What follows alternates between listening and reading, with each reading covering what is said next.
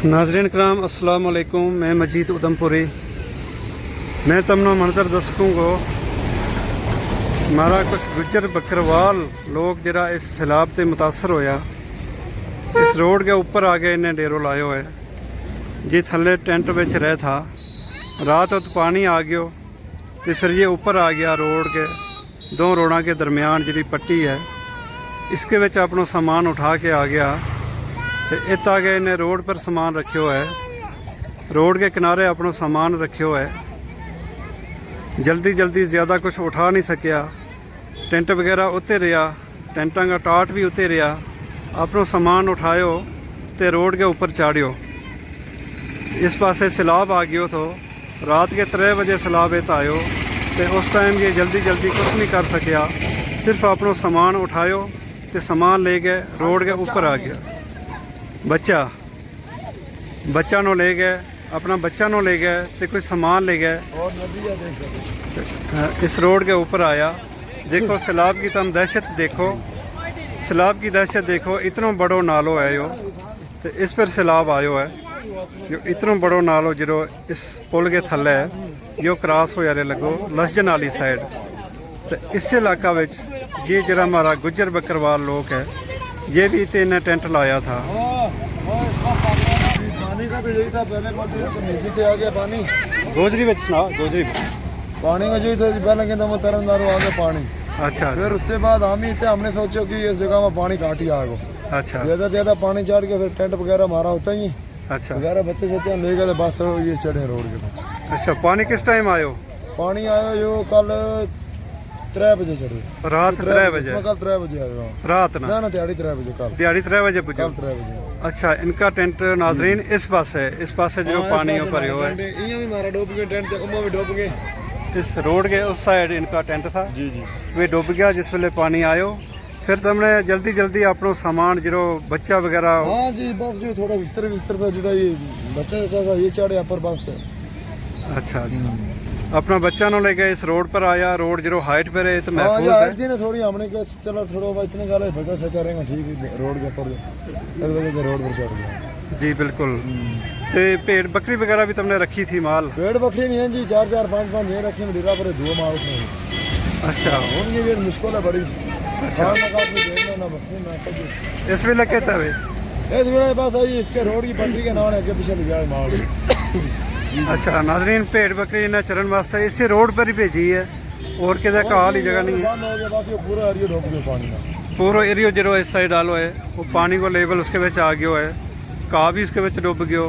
भेड़ बकरी चरेगी कित उसका वास्ते भी कोई घाह नहीं है, घास नहीं है। तो यह जी 2 रोड के दरमियान पट्टी है, हरियाली वाली पट्टी है। इसी पर इनको माल जो है भेड़ बकरी विच चरे लगी। तो देखो नाजरीन कितनी मुश्किल ज़िंदगी मुश्किल हालात इनका वास्ते पैदा हो गया है। इस पासे ये थल्ले टेंट इनका लगा था। टेंट इस पासे इनका टेंट लगा था, इस साइड इनका टेंट लगा था। तो जिस वेले पानी आयो इनके पानी पुजो है 3 बजे दिहाड़ी कल वीरवार 4 सितंबर 2025।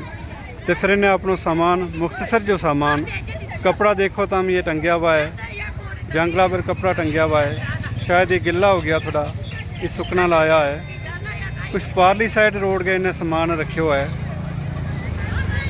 तो ये 2 रोड के दरमियान जी पट्टी है इस पर अपना डेरो लायो वो है। ये इनका बच्चा है छोटा छोटा।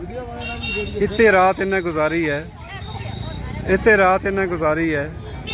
ये इनका बर्तन है, छोटा छोटा बच्चा की चलाने वाली गड्डी है छोटी छोटी।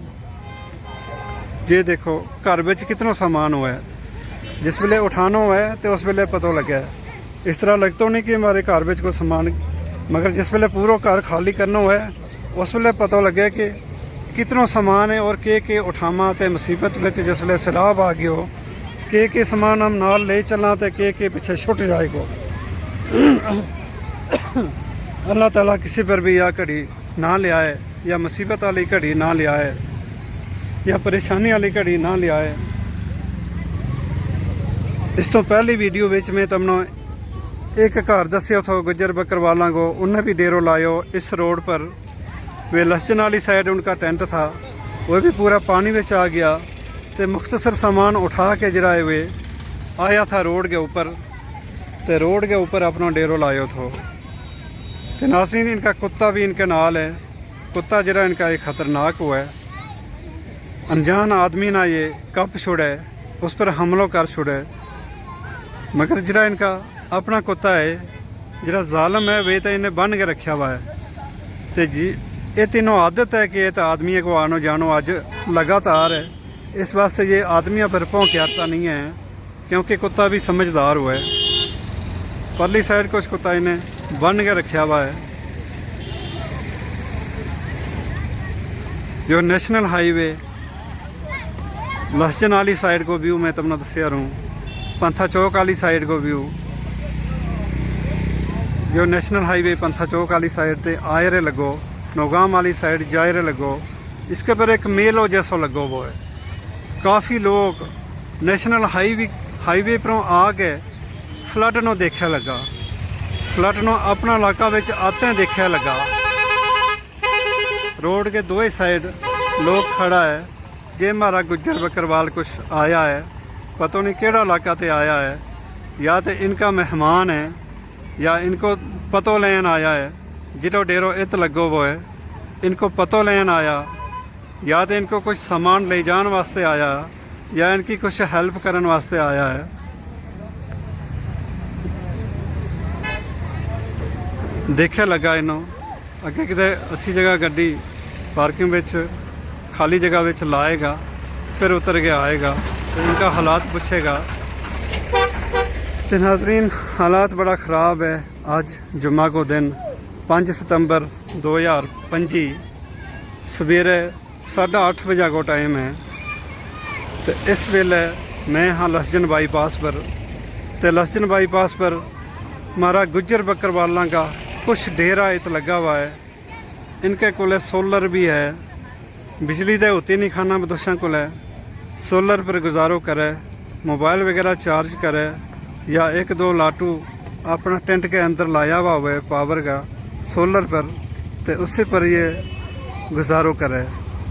अगे तुम देखो या बच्ची इसमें रोटी ली है हाथ विच, एक रोटी ली भी है हाथ विच, शायद इसनों आर्डर हो कि कुत्ता नूं दे ले गए। कुत्तो भी कितनों शरीफ है कि हाथ विचों रोटी खुसियार तो नहीं है, अभी हाथ विचों रोटी खुसियार तो नहीं है। जिस वेले बच्ची ने उसके अगे सुटी है तो ये रोटी खायर तो भी नहीं है, अभी इसनों रोटी की भुख नहीं है। यो रजियो वो है, इसनों तो रोटी की भुख नहीं है। दुआ आगे लगे पेश की है रोटी, तो दुआ कुत्ता ने रोटी खानी शुरू की है। दुआ कुत्ता ने रोटी खानी शुरू की। नाज़रीन यह लसजन वाली साइड है, इस पासे जी इतना पानी नहीं आयो है। आबादी वाली साइड है, इस पासे जी इतना पानी नहीं आयो है। लोग देखे लगा लसजन वाली साइड नो, मगर अज को दिन खतरनाक है, इस पासे भी पानी भर सके, आबादी वाली साइड पानी आ सके। अगे जी लसजन मार्केट है, वो तो जे पानी अजे तो नहीं आयो है, मगर उस पासे जिस वेले पानी आएगा तो मुश्किल हो जाएगी, क्योंकि मार्केट जी मेन मार्केट है लसजन की, वह इस पासे अगे जा गया।